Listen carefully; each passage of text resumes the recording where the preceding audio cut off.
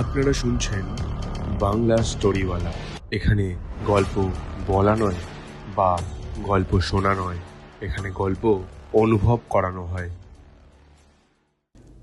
আজকের গল্প বাংলা স্টোরিওয়ালা প্রেজেন্টস শিমুলতলার ছায়া।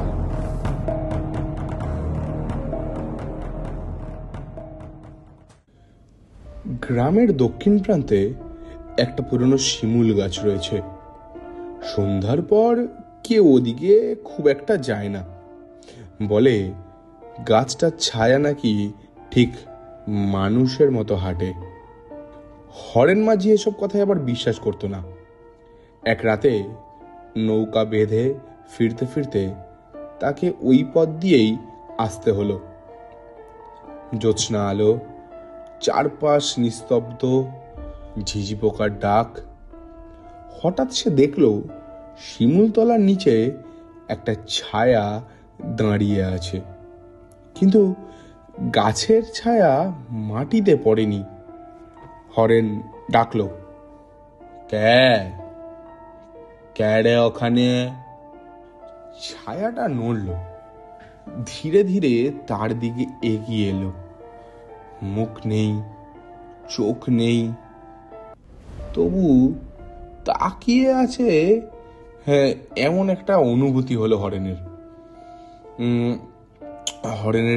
হরেনের বুক শুকিয়ে গেল। দৌড়াতে গিয়েও পা নড়ল না হরেনের। ছায়া ফিসফিস করে বলল, হরেন, নদীটা ফিরিয়ে দে। হরেন বুঝল বছর 10 আগে বাঁধের কাজের সময় গ্রামের লোকজন মিলে নদীর গতিপথ বদলে দিয়েছিল। তখনই শিমুলতলার এক অচেনা লোক ওই জলে ডুবেই মারা যায়।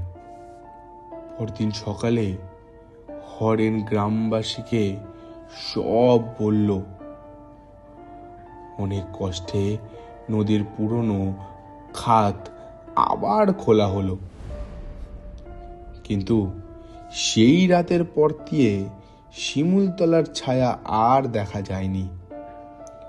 কিন্তু বর্ষার রাতে নদীর জলে কখনো কখনো কারোর পায়ের শব্দ শোনা গেছে। কেউ যেন হেঁটে হেঁটে বাড়ি ফিরছে।